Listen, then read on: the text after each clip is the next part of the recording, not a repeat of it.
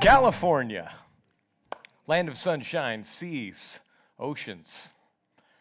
Hollywood, Beverly Hills, those beautiful people in their sports cars, you know, the convertibles driving down the highway. They're thriving.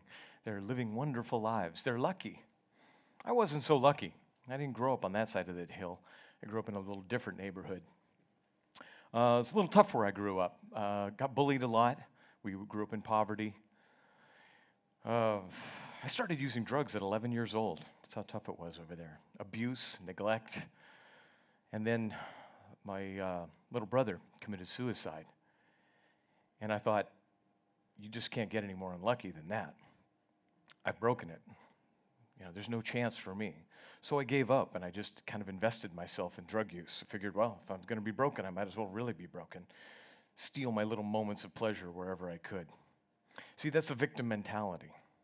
You get into that victim mentality, and you start doing bad things to yourself just to get by, just to survive, just to get to the next day.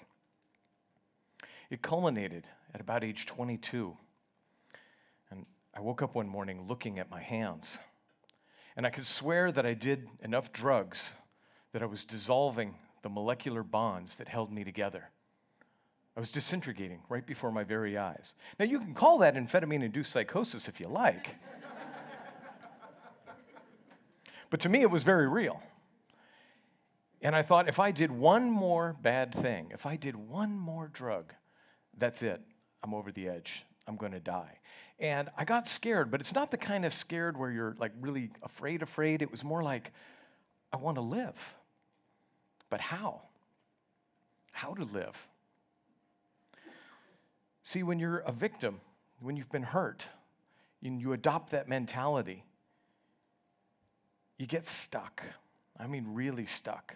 You get stuck in that feedback loop of doing the things, the maladaptive behaviors that allow you to kind of survive, but they leave you vulnerable for the next attack. They leave you vulnerable to being injured, hurt, and victimized in distress again, which requires more maladaptive behaviors. For example, using drugs to make your emotional pain go away leads to more problems like being arrested and being kicked out of your house and all those other fun things.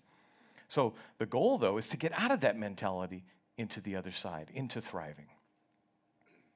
How do we do that? Most psychologists have a theory that they follow, a theoretical orientation, if you will. And I'm not much of a follower. I'm not much of a conformist. And I thought to myself, what if I came up with a theory? What if I came up with an idea of how to live this imaginary thriving life, to get out of that victim mentality? How could I do that? And I thought to myself, you know what? All the theories out there describe how people are broken. They describe how people are in dysfunction. And I thought, well, why not describe somebody who's already healthy and maybe do what they do? Pick that imaginary healthy person and try to be kind of like them. So I thought long and hard about it. I crunched the numbers in my head, all the different concepts and ideas, and I came up with this. A thriving person, a healthy person, knows their core self. They know themselves deeply at their very core. They adapt to the ever-changing needs of their environment through skills and courage. And they believe they can shape their future. Imagine that, hope.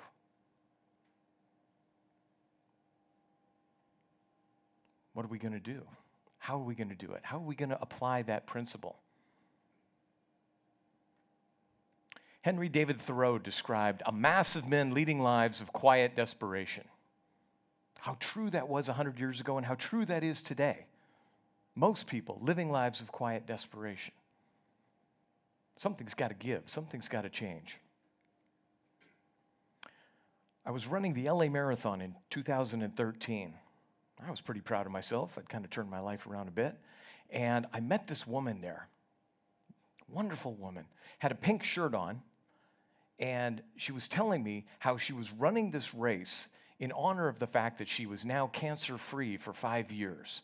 She was a breast cancer survivor. She was very happy about that. I'm a breast cancer survivor. I thought, Well, that's pretty interesting. But you're running a race. You're raising awareness. You're raising money for breast cancer research. You're helping other people. I see the smile on your face. You know what? You're not a survivor. And she just, whoa. I said, you're a thriver. And she took ownership of that. That was pretty cool, right? Thrivers are the kind of people that appear to others as if their personal goal is to harvest as much joy as possible from life. Wouldn't you like to do that? Sounds interesting, isn't it? So we go back to that moment where I'm sitting in my bedroom staring at my hands. And I'm thinking something has to change. Something has got to change. But I didn't want to just live life not taking my self-soothing strategy that was maladaptive of choice, because I felt like the universe was going to continue to hammer me and I wouldn't have any protection. I wouldn't have any soothing. So what I decided was that I did want to live a life that could handle that. How was I going to do it? Well, to start with, stop poisoning yourself. That's a good one. Quit riding your motorcycle like a maniac. That was a good one. Quit hanging around with some of the people you're hanging around with. That's pretty good. And maybe, just maybe, you might be able to start living a life where you're not suffering your own pain, your own consequences, your own side effects of your own choices. That felt pretty good. It lasted about 2 months. Steve, would you like some drugs? Hell yes. But no, I can't. I've already made a promise to myself. No, thank you very much. It's tough to white knuckle it, to just barely get by. And then a thought came to me, a time where I was thriving when I was a child. And I remember my little brother and I used to watch Bruce Lee movies on TV. And then we would go out in the backyard later, and we would practice our moves. And, oh, it was horrible. But we thought, if I knew some kung fu, maybe I wouldn't get bullied. Maybe I wouldn't get picked on by the bullies in the neighborhood. We wouldn't be afraid of being picked on.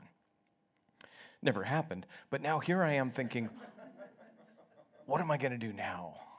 Okay, I'm going to be sober, and I'm going to get my life together, I think, but I need something more. So I went out, and in my brother's honor, I looked around at different dojos, martial arts studios, and I found one. This one particular one, it spoke to me. I started working out with these guys, and I made new friends, people who were forward-thinking, and they taught me about focus and meditation and dedication. And I set myself that goal of getting the black belt, and I achieved it. And it felt so good. It's working. My new plan is working. What else could I have the courage to do? And at 26 years old, I had the audacity to go sign up for college. Me, the guy that got kicked out of high school, the guy that was voted most likely to be dead by 25 or in jail. I walked into the college and I opened up the doors. Excuse me, may I come in? Is it okay? Am I allowed in here? They said, oh yeah, come on in. And I found out that when you study something that you love, that you're actually interested in, it's amazing how easy the work is. I didn't care about the grades. I cared about the knowledge I was absorbing. When I was studying human anatomy, I didn't want to know 70% of the bones. I wanted to know all of the bones. Would you like to go to a doctor who only got a C on his bones test? And the grades came, and I wound up graduating magna cum laude. Me, holy smokes, how did I do that? I got into graduate school. Graduate school was wonderful, learned even more. And now I'm becoming a psychologist, and I thought, what kind of psychologist am I going to become?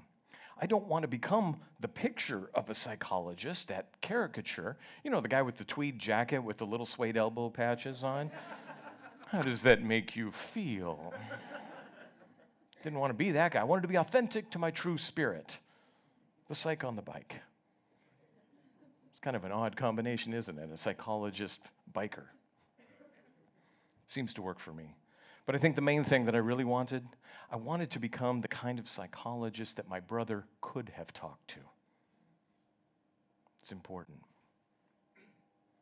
So what do I want you to do? See, I know my plan. I'm very focused, comfortable with my plan. Don't ingest poison, meditate, exercise, ride my motorcycle, spend time with my wife and son.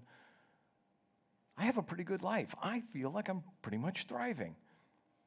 But you can't follow my program. You've got to follow yours. There's no one-size-fits-all plan to thriving, is there? You have to do it. You have to find that thing that gives you joy, that makes your heart skip a beat or two, the thing that you're afraid to go do, maybe. You have to have the courage to thrive. Thriving takes courage. So what do I want you to do? I want you to find that thing that makes you happy, that makes you want to thrive. I want you to get out of that victim mentality where you're thinking about, oh, I can just barely get by. Living that life of quiet desperation. And truly start to live. Expand your world. Get out of your comfort zone.